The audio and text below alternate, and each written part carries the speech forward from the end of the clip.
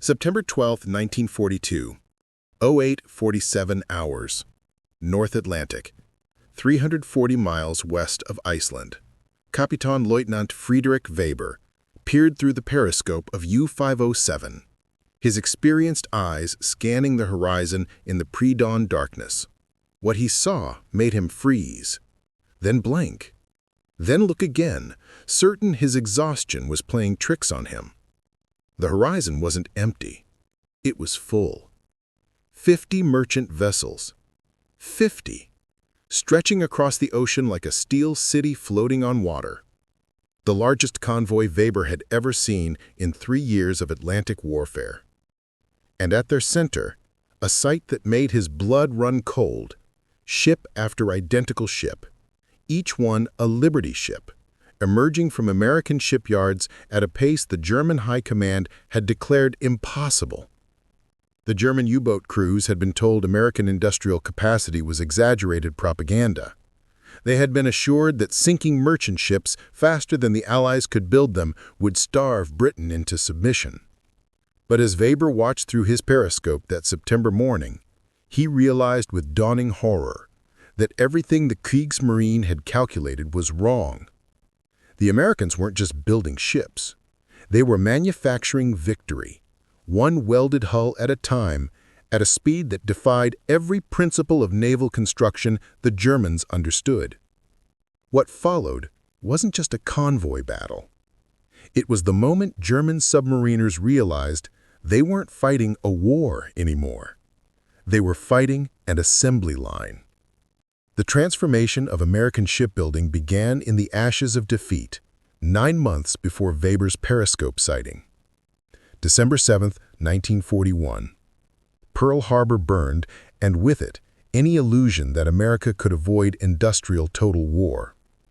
Within weeks, the emergency shipbuilding program had commandeered every available shipyard from Maine to California. But traditional shipbuilding methods, laying keels, riveting plates, launching ships one at a time, would take years to produce the fleet needed to supply Britain and the Soviet Union. The solution came from an unlikely source, a California industrialist named Henry Kaiser, who had never built a ship in his life.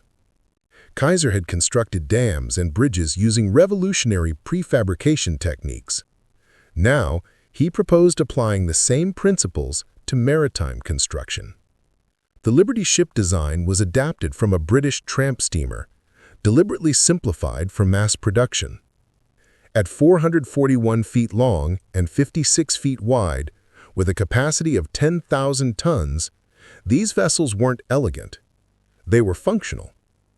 Maritime engineers called them ugly ducklings. Sailors called them worse. But they could be built fast, impossibly fast.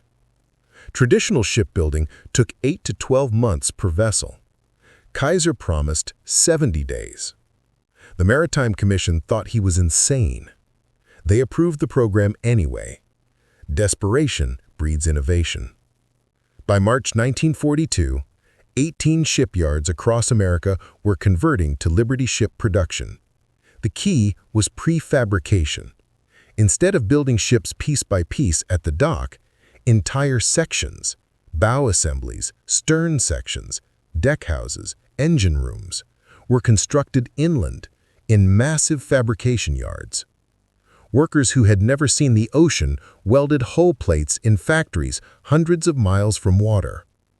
Women who had been secretaries 6 months earlier operated cranes lifting 30-ton sections.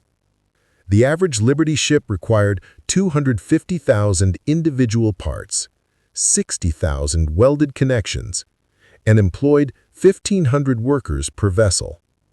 The assembly line principle that Henry Ford had used for automobiles was now building ocean-going freighters. 7 shipways operated simultaneously at each major yard. As one ship launched, another keel was already being laid. The scale was staggering. Bethlehem Fairfield Shipyard in Baltimore could have 4 Liberty ships under construction simultaneously. Richmond Shipyard No. 2 in California would eventually launch a completed Liberty ship every single day at peak production. German naval intelligence received reports of this American shipbuilding program throughout early 1942. Großadmiral Karl Dönitz, commander of the U-boat fleet, read the estimates and dismissed them as Allied propaganda designed to demoralize U-boat crews. Captain Lieutenant Friedrich Weber had been hunting in the North Atlantic for 19 months when he spotted the September convoy. His war diary, recovered from German naval archives after the war, documented his experience with clinical precision that barely masked his growing dread. U-507 had departed Lorient, France on August 28, 1942, carrying 14 torpedoes and provisions for a 60-day patrol. Weber commanded a crew of 48 men, most under 25 years old, crammed into a steel tube 220 feet long and barely 20 feet wide. The previous 18 months had been good hunting. Weber had sunk 11 Allied merchant ships totaling 47,000 tons. He wore the Knight's Cross, earned after his 7th kill. His crew trusted him. The Kriegsmarine considered him one of their most effective commanders. But Weber had noticed changes in recent months. Allied convoys were getting larger, escort vessels more numerous, and increasingly he encountered ships that looked identical, the boxy utilitarian silhouettes of American Liberty ships. The intelligence briefings at Lorient had mentioned these vessels, American propaganda about mass production. The briefing officers assured U-boat commanders these were inferior ships, hastily constructed, prone to structural failure, easy targets that would break apart in Atlantic storms. Weber had sunk 2 Liberty ships in July. They hadn't broken apart. They had died hard, their crews fighting to save them even as torpedoes tore open their hulls. And within weeks, intelligence reported those same convoy positions filled by identical replacements. Now, through his periscope on September 12, Weber counted the impossible. Convoy SC-100, though he didn't know its designation yet. 50 merchant vessels in 9 columns stretching 4 miles across the ocean. And at the convoy's heart, 27 Liberty ships, their identical profiles unmistakable even in the pre-dawn gloom. Weber's training immediately calculated attack geometry. Wind from the northwest at 15 knots, sea state 3, convoy speed approximately 8 knots. Escorts, he counted 6 destroyers, 4 corvettes, and 2 armed trawlers. But the numbers that dominated his thinking were different. 27 Liberty ships, each carrying approximately 10,000 tons of cargo. That was 270,000 tons of war material, tanks, aircraft, ammunition, food, fuel, enough to sustain Britain's war effort for weeks. And this was just one convoy. Intelligence suggested similar convoys were departing American ports every few days. The mathematics became horrifying.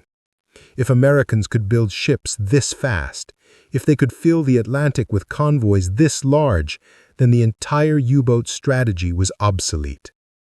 Weber submerged to 60 meters and called his officers to the tiny wardroom.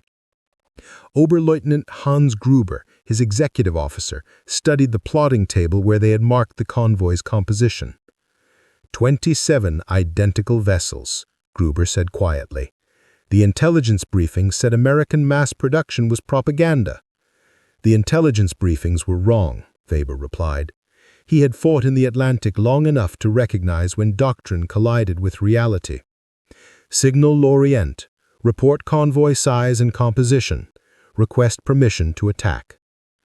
The response came 3 hours later. Attack authorized. All available U-boats are being vectored to your position. This is now Wolfpack Operation Werewolf. You are designated Attack Coordinator. Within 12 hours, 7 more U-boats had converged on SC-100's position. It should have been a massacre. 8 U-boats against 50 merchants, even with convoy escorts, traditionally favored the attackers. The Wolfpack tactics that had devastated convoys throughout 1941 should have worked. They didn't. The battle that followed over the next 4 days revealed just how much had changed. The Liberty ships proved far more resilient than intelligence had predicted. Their welded hulls, while considered inferior to riveted construction by traditional standards, could absorb tremendous damage. Weber watched through his periscope as U-618 put 2 torpedoes into a Liberty ship designated Target 7. The vessel's bow crumpled, her forward holds flooded, her deck tilted at a severe angle. She should have sunk within minutes.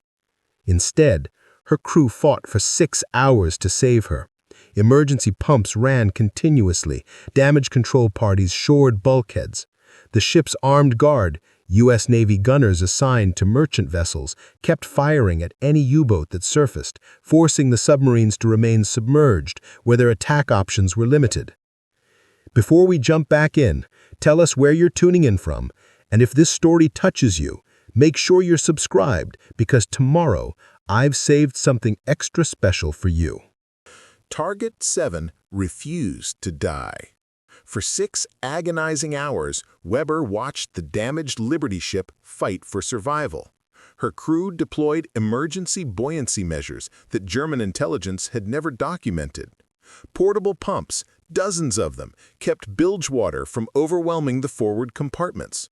The ship's master, Captain William Thornton, according to post-war records, made a decision that saved his vessel. Rather than maintain course with the convoy, he turned his damaged bow into the wind, reducing water pressure against the compromised bulkheads. The maneuver worked. By late afternoon, Target 7 had stabilized. A rescue tug from Iceland was already racing toward her position. She would survive to be repaired and return to service within 8 weeks.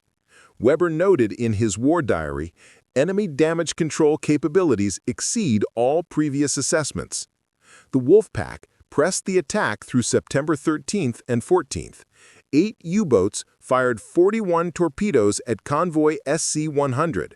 They sank 6 vessels, 3 Liberty ships, 2 British tramps, and 1 Norwegian tanker. By traditional standards, this represented a significant victory. But Weber understood the mathematics had fundamentally shifted. 6 ships sunk, 44 survived. And those 6 losses would be replaced by American shipyards within 10 days. His U-boat flotilla had expended most of their torpedoes, requiring return to port for rearming, a round trip requiring 3 weeks minimum. The exchange rate was catastrophic.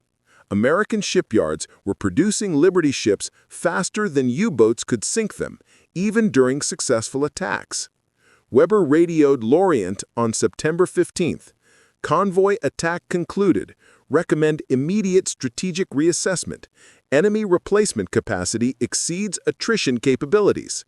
The response from U-boat command was terse. Continue patrol. Locate additional targets. But Weber had seen enough. That night, surfaced to recharge batteries in darkness, he gathered his officers on the conning tower. The Atlantic stretched endlessly around them, cold and indifferent. "We're losing," Weber said quietly. No subordinate contradicted him. They had all done the mathematics, they had all watched Liberty ships absorb damage that should have destroyed them. They had all seen how quickly replacement vessels appeared. Oberlieutenant Gruber voiced what everyone was thinking. If the Americans can build ships this fast, how fast can they build destroyers? How fast can they build submarine hunters? The question hung in the salt air. Within 6 months, they would have their answer. American shipyards that had perfected Liberty ship construction would pivot to destroyer escorts, producing them with the same assembly line efficiency. By 1943, the hunter-to-prey ratio in the Atlantic would reverse completely. The Battle of the Atlantic was already decided in September 1942, though it would take another 2 years to reach its conclusion. The decision wasn't made in combat.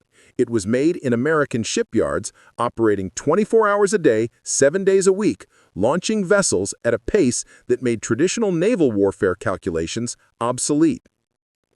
U-boat 507 returned to Lorient on October 3, 1942. Weber submitted a detailed after-action report emphasizing the strategic implications of American production capacity. The report was filed and largely ignored. German naval doctrine still assumed that sinking ships faster than they could be replaced would win the Atlantic campaign.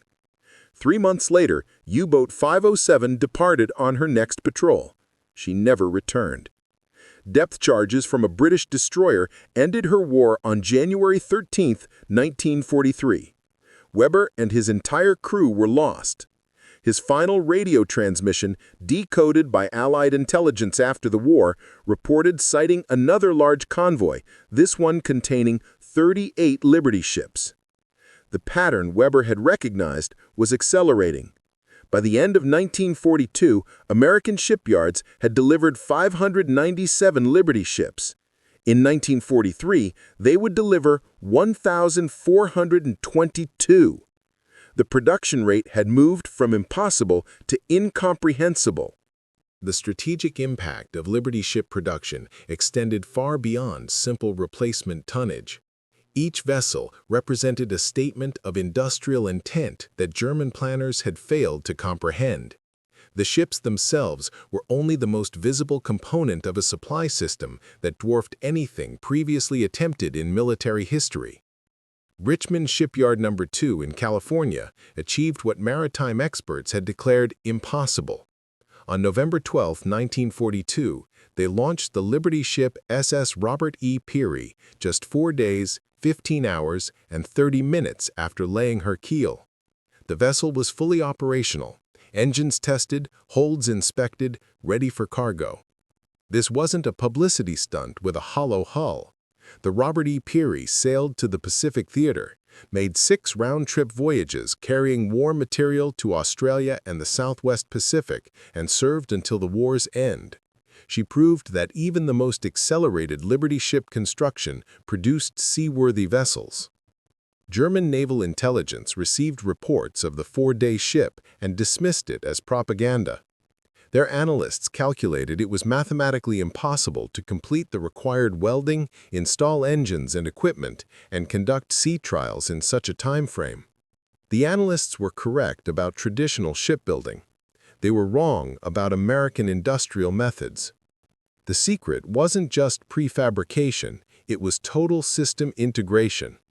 While Richmond Shipyard assembled the Robert E. Peary, her engines were being manufactured in Pennsylvania, her propeller shaft in Ohio, her anchor chain in Massachusetts. Coordination across thousands of suppliers transported via an inland logistics network that itself represented an industrial marvel enabled the impossible pace. By early 1943, 18 American shipyards were producing Liberty ships. Average construction time had dropped to 42 days. At peak efficiency, a new Liberty ship entered service every 8 hours somewhere in America. The production rate exceeded even optimistic projections. Close Admiral Dönitz faced the implications in his daily conference with Hitler on March 18, 1943. Intelligence estimates now confirmed American claims. The Allies were building merchant tonnage 3 times faster than U-boats could sink it. The mathematics were irreversible. Hitler demanded increased U-boat production. Dönitz explained the reality. Building more submarines required the same steel and resources needed for surface fleet and army equipment. Germany's industrial capacity couldn't match American shipbuilding, even if all resources were redirected to U-boat construction. The Führer's response, documented in conference minutes, revealed complete incomprehension of industrial-scale warfare. Then the U-boats must sink ships faster. This wasn't strategy. It was desperation masquerading as determination. Meanwhile, Liberty ships were transforming global logistics. Each vessel could carry 2,840 jeeps, or 440 light tanks, or 230 million rounds of rifle ammunition. The standardization meant that any Liberty ship could carry any cargo to any destination. Port facilities worldwide adapted to their dimensions. The SS Stephen Hopkins demonstrated another Liberty ship characteristic that German intelligence had underestimated. On September 27, 1942, she encountered the German commerce raider Steer in the South Atlantic. Outgunned and outmaneuvered, the Hopkins' armed guard crew fought back with their single 4-inch deck gun. The ensuing battle lasted 20 minutes. The Hopkins was destroyed, but not before her gunners landed several hits on the Steer, causing enough damage that the German raider had to be scuttled hours later. A mass-produced merchant vessel had destroyed a purpose-built warship through sheer determination and surprisingly effective armament. Stories like the Hopkins spread through the merchant marine. Liberty ships might be ugly and uncomfortable, but they were tough and they fought back. The psychological impact on crews was significant. They weren't sailing defenseless targets anymore. By mid-1943, Liberty ships dominated Allied convoy composition. Their uniform speed, capacity, and handling characteristics simplified convoy operations. Commodores could coordinate 50 ships with the confidence that all would respond similarly to maneuvering orders. This standardization itself multiplied operational efficiency. The production numbers told the story. By December 1943, 2,019 Liberty ships had been delivered. American shipyards had exceeded Donitz's worst projections. The Atlantic was filling with merchant tonnage faster than the entire U-boat fleet could possibly sink it. The human cost behind the Liberty ship program remained largely invisible to those counting hulls and tonnage. Each vessel required approximately 1,500 workers operating across multiple shifts. At peak production, with 2,710 Liberty ships ultimately completed, roughly 4 million Americans worked in the shipbuilding industry, a workforce larger than the entire United States Army in 1939. The demographics of this workforce revolutionized American industry. Women comprised roughly 27% of shipyard workers by 1943. Rosie the Riveter wasn't propaganda. She was Clara Mortensen, welding hull plates at Richmond Shipyard, or Helen Johnson, operating massive cranes at Bethlehem Fairfield, or thousands of other women performing work that had been considered exclusively male just 2 years earlier. African Americans found opportunities in shipyards that had been closed to them in peacetime industries. While discrimination certainly persisted, the desperate need for labor opened positions that represented significant economic advancement. Integrated work crews became commonplace, challenging social barriers through the practical necessity of wartime production. The work was dangerous. Shipyard fatalities numbered in the thousands across the war years. Welders fell from scaffolding. Crane operators miscalculated loads. Workers were crushed by moving hull sections. The Portland Oregonian documented 53 deaths at local shipyards in 1943 alone. Multiply this across all facilities and the human cost becomes staggering. Yet the work continued. Shipyard workers understood their labor was saving lives overseas. Every Liberty ship that reached Britain with tanks and ammunition was one more convoy that wouldn't be destroyed. Every vessel carrying food prevented starvation. The connection between welding hull plates in California and defeating fascism in Europe was direct and measurable. The vessels themselves proved far more capable than their hasty construction suggested. Liberty ships sailed to Murmansk through Arctic ice, to Calcutta through tropical storms, to Brisbane through submarine-infested waters. They served in every theater of war, carrying every type of cargo imaginable. Some Liberty ships were converted for specialized purposes: hospital ships, ammunition carriers, tank transporters, aircraft transports. The basic hull proved adaptable to numerous military requirements. This flexibility multiplied their strategic value beyond simple cargo capacity. The SS John W. Brown demonstrated exceptional versatility during Operation Overlord.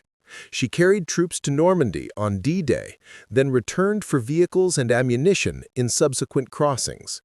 Her crew made 11 round trips across the English Channel in June and July 1944, becoming floating shuttles in the massive logistics operation sustaining the invasion. By late 1944, Liberty ships had become so numerous that German U-boat commanders reported difficulty finding non-Liberty targets. The Atlantic was filled with them. Sinking one meant virtually nothing. 3 more were already en route to replace it. The psychological impact on U-boat crews became devastating. Veterans of the 1940–1941 happy time, when merchant ships were easy prey, now faced an ocean dominated by vessels that wouldn't sink easily, accompanied by escorts that had become lethally effective, supported by air cover that could locate submarines with increasing precision. Kapitän zur See Erich Topp, one of Germany's most successful U-boat commanders, stated in post-war interviews, "By 1944, we knew we were fighting American factories, not just American ships. You could sink a convoy and know that everything you destroyed had already been replaced before you could reload torpedoes. It was hopeless." The statistics confirmed this despair. In 1942, U-boats sank 1,664 Allied ships, totaling 7.8 million tons. But Allied shipyards, dominated by American Liberty ship production, launched 7.2 million tons. The gap was closing. In 1943, U-boats sank 597 ships, 3.2 million tons, while Allied yards produced 14.2 million tons.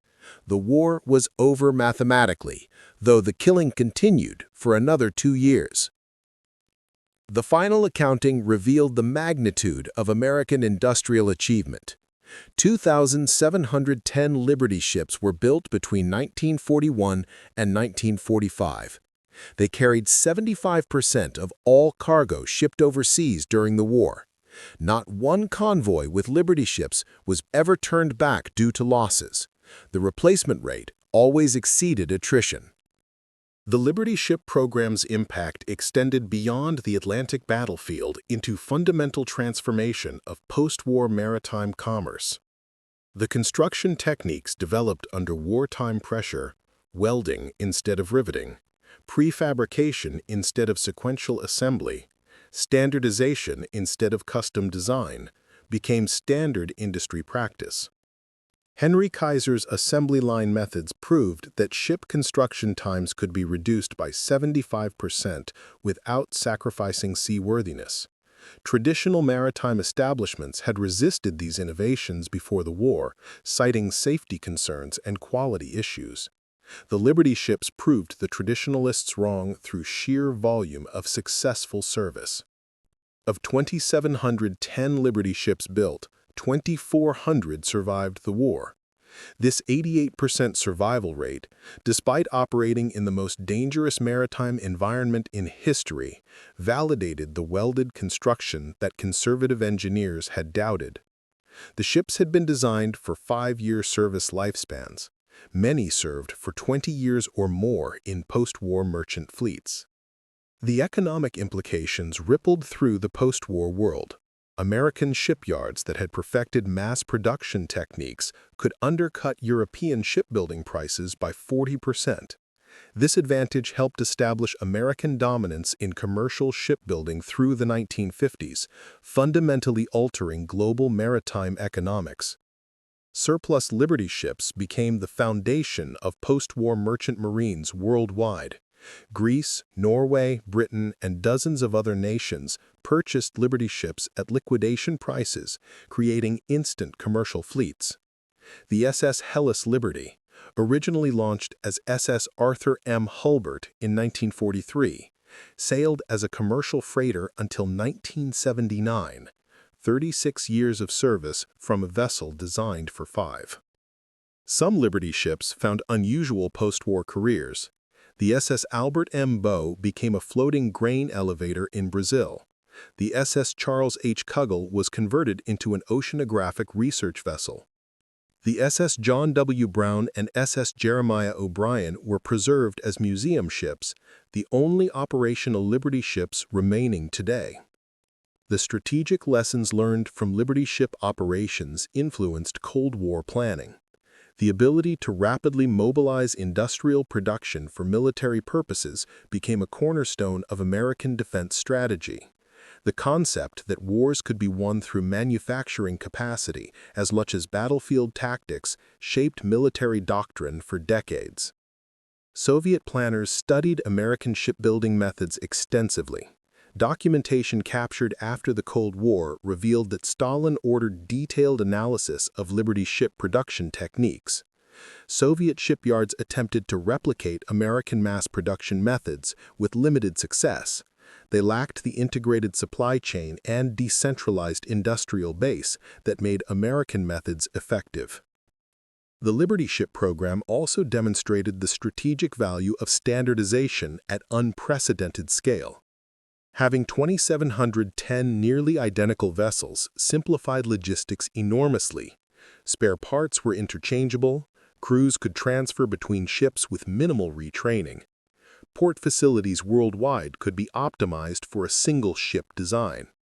This standardization multiplied operational efficiency exponentially. Maritime historians recognize the Liberty ships as representing the moment when industrial warfare reached full maturity. Previous conflicts had demonstrated the importance of industrial capacity, the American Civil War, World War I, but never before had manufacturing capability so completely dominated strategic outcomes. The Liberty ship program proved that advanced industrial economies could overwhelm opponents through sheer production volume. The final Liberty ship, SS Albert M. Bow, was delivered on October 30, 1945, nearly 2 months after Japan's surrender. She was immediately placed in reserve, never carrying a single wartime cargo. Her existence symbolized the ultimate achievement. America had built so many ships that the war ended before they could all be used.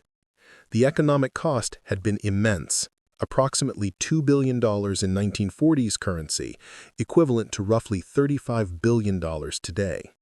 But the return on investment was incalculable. The Liberty ships had enabled victory in Europe, sustained Britain through starvation sieges, equipped the Soviet Union to defeat Germany's Eastern armies, and supplied Pacific operations across 8,000 miles of ocean. September 12, 1942. That moment when Kapitänleutnant Friedrich Weber peered through his periscope and saw 50 ships on the horizon wasn't just a tactical encounter. It was the instant when one man's experienced eyes confirmed what German strategic planning had refused to acknowledge. America's industrial capacity wasn't exaggerated propaganda. It was terrifyingly real.